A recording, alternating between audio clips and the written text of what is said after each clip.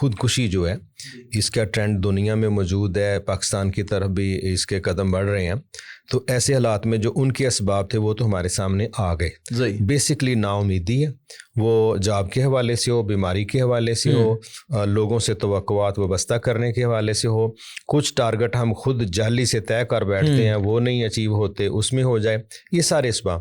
اس میں ہم دیکھتے ہیں کہ اب اسلام اس پہ ہمیں حل کیا بتلاتا ہے، چونکہ حل ہی مسئلے کا اصل ضرورت، اس کا فوکس وہی ہے، یہ تو نہیں ہے کہ ہم روتے ہی رہیں، یہ تو مسئلہ نہیں ہے۔ پہلی چیز یہ ہے کہ اسلام جینے کی سوچ دیتا ہے، مرنے کی طرف اتنی حوصلہ شکنی ہے ایک پوائنٹ آف ویو سے کہ نبی صلی اللہ علیہ وسلم نے فرمایا کہ کوئی بندہ موت ڈائریکٹ مانگ نہیں سکتا، تمنا نہ کرے، آپ یہ دعا نہیں کر سکتے کہ یا اللہ مجھے موت دے دے۔ اب آپ اندازہ کریں کہ جب آپ موت کی دعا نہیں کر سکتے تو پھر سمجھیں کہ وہاں اگر بڑی پریشانی ہے تو آپ کیا کہیں گے؟ یا اللہ جب تک میرا جینا میرے لیے مفید ہے اس وقت تک مجھے زندہ رکھ، اور جب میرے لیے میرا جینا مفید نہیں ہے اس وقت مجھے موت دے۔ گویا ہم ٹائم فریم نہیں اللہ کو دے رہے، ارزل العمر سے پہلے جو ہے نا وہ اٹھا لے اگر، تو وہ دعا کی جا سکتی ہے۔ یہ خاص ہے کہ جب میرے لیے مفید نہیں، جو سنت میں نظر آتا ہے، تو یہ ٹائم فریم نہیں ہم دے رہے کہ یا اللہ مجھے 2 سال میں سال بعد اٹھا لے، نہیں، اللہ تعالیٰ کو بہتر پتہ ہے۔ باقی جس چیز سے اللہ کے نبی نے پناہ مانگی ہے وہ ہمارے لیے دلیل موجود ہے، اور وہ وہی ہے جو جس عمر کی آپ نے بات کی ہے۔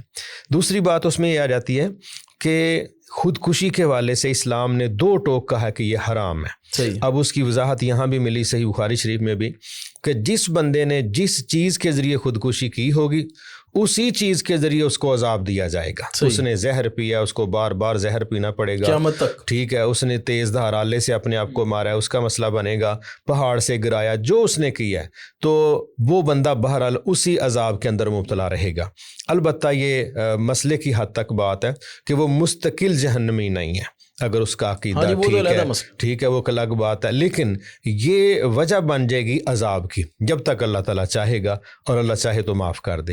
دوسرا، نبی صلی اللہ علیہ وسلم نے خودکشی کرنے والے کا جنازہ خود نہیں پڑھایا، ٹھیک ہے، لیکن منع بھی نہیں کیا، دوسروں نے پڑھ لیا، آپ نے نہ پڑھا کے یہ سوچ دی کہ یہ میرے نزدیک اچھا قدم نہیں، حوصلہ شکنی کر دی نا، حوصلہ شکنی کر دی۔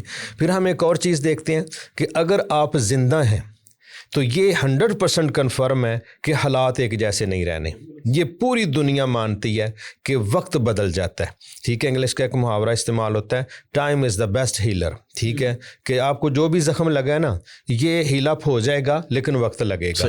تو جب ساری دنیا مانتی ہے کہ ہیل اپ ہونے کے لیے وقت چاہیے تو پھر ہم ماننے کے وقت ایک جیسا نہیں رہتا، ایک بات۔ دوسری بات، آپ زندہ ہیں، آپ نے کیا کوئی جرم تو آپ کے پاس توبہ کا موقع ہے۔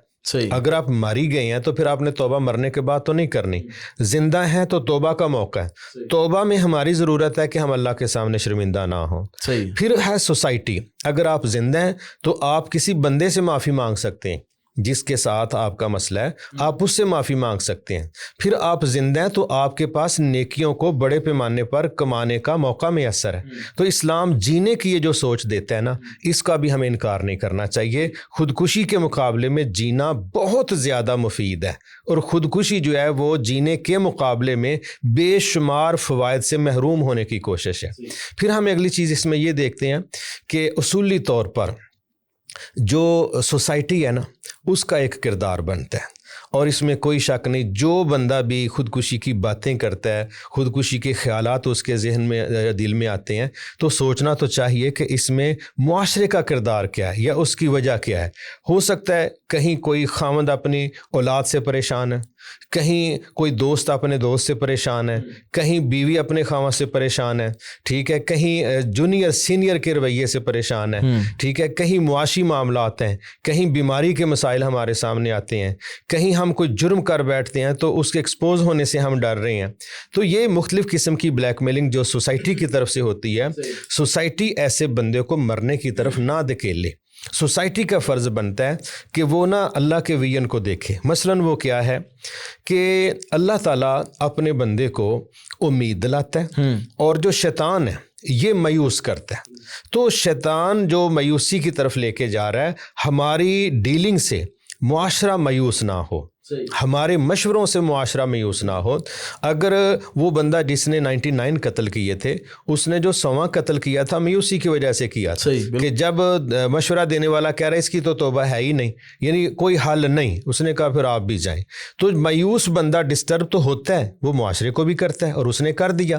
اب اللہ تعالیٰ رسول اللہ صلی اللہ علیہ وسلم, یہاں ہم دیکھتے ہیں کہ اللہ تعالیٰ کی ذات, رسول اللہ صلی اللہ علیہ وسلم کی ذات, یہ معاشرے کے مایوس لوگوں کو امید لاتے ہیں. مثلا قرآن مجید میں اللہ نے کئی جگہوں پر فرمایا فَإِنَّ مَعَ الْعُسْرِ يُسْرًا, ہر تنگی کے ساتھ آسانی ہے, اور فرمایا پھر ہر تنگی کے ساتھ آسانی ہے. تو اہل علم کہتے ہیں تنگی ایک آتی ہے, آسانیاں دو آتی ہیں.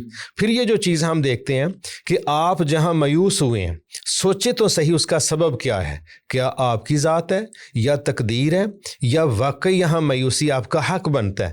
لیکن جب ہم ایسے حالات دیکھتے ہیں انبیاء علیہ السلام پر کہ جن کے سامنے نظر آتا تھا کہ کچھ بھی حل نہیں, وہ تھا ظاہری اسباب, لیکن جن کا عقیدہ درست ہوتا ہے, جو عقیدے کی اینک سے حالات کو دیکھتے ہیں, وہ پھر اللہ کی رحمت کی طرف رجوع کرتے ہیں.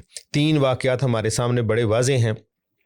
ایک واقعہ ہے وہ 3 لوگوں کا جو غار میں تھے, بند ہو گئے, صحیح بخاری شریف کا واقعہ. اب ظاہری حالات کیا ہیں کہ کوئی بچت نہیں, انہوں نے اپنے حصے کی محنت کر کے دیکھ لیا, لیکن عقیدہ کیا کہہ رہا ہے, اللہ تعالیٰ سے رجوع کرو. تو انہوں نے اللہ سے رجوع کیا, اللہ نے نکال دیا. موسیٰ علیہ السلام, پیچھے فرعون کا لشکر ہے, آگے دریا ہے, آنکھ دیکھ رہی ہے کہ دونوں طرف پریشانی ہے, لیکن عقیدہ کیا کہہ رہا ہے, موسیٰ علیہ السلام کہتا ہے میرا رب ضرور ہمیں راستہ دے گا, تو اللہ نے دے دیا. ٹھیک ہے. اسی طرح ہم دیکھتے ہیں نبی صلی اللہ علیہ وسلم کے بے شمار واقعات ہیں, ان میں سے 2 ہم دیکھیں. ایک وہ ہے جب آپ ابو بکر صدیق رضی اللہ عنہ کے ساتھ اکٹھے غار میں ہیں اور دشمن اوپر چڑھ آیا. ابو بکر صدیق رضی اللہ عنہ نے پاؤں دیکھ لیے ان کے, اور وہ کہنے لگے اللہ کے نبی صلی اللہ علیہ وسلم اگر انہوں نے جھک کے دیکھا نا تو ہم تو ایکسپوز ہو جائیں گے. تو آپ نے بڑے ریلیکس انداز میں کہا ابو بکر تیرا ان 2 کے متعلق کیا خیال ہے جن کا تیسرا رب ہے. ٹھیک ہے, یعنی کنڈیشن دیکھنے میں اور ہے, عقیدہ کوئی اور بتا رہا ہے. اسی طرح آپ زمین پر لیٹے ہوئے ہیں, آپ کی تلوار جو ہے وہ درخت کے ساتھ لٹکی ہوئی ہے, تو ایک مشرک بدو آتا ہے, وہ تلوار اٹھا کے آپ پہ تان کے کہتا ہے بتائیں آپ کو آج مجھ سے کون بچائے گا. تو وہاں عقیدہ تھا, تو آپ نے فرمایا اللہ. تو اس بندے کے ہاتھ سے خوف سے تلوار نیچے گر پڑی. اب آپ نے پکڑ لی تلوار, تو آپ نے اس کو پوچھا اب تو بتا تجھے مجھ سے کون بچائے گا. تو وہاں عقیدہ نہیں تھا, تو کہنے لگا تو صحیح کچھ کرنا بھی. ٹھیک ہے, تو یہ جو مطلب یہ کہ آزمائش میں عقیدہ اگر درست ہوگا تو حل موجود ہے. دیکھیں آزمائش کے ساتھ ہم بے بس ہیں نا, اللہ تو بے بس نہیں. بے شک مثلا تمام ڈاکٹرز نے کہا جی اس بزرگ کو گھر لے جائیں اور دعائی کریں, دعا کس سے کرنی ہے بھائی؟ ڈاکٹر بھی کہہ رہا ہے اللہ سے کر لو. ورثاء کو ذہن میں آتا ہے, کوئی تیمارداری کرنے والا کہتا ہے کیا حال ہے, تو وہ کہتے ہیں بس دعا کرو. دعا مینز ہم مایوس نہیں ہیں, ہم اللہ تعالیٰ سے رجوع کر رہے ہیں, اور اللہ تعالیٰ کے حوالے سے ہمارا عقیدہ ہے کہ وہ بے بس نہیں.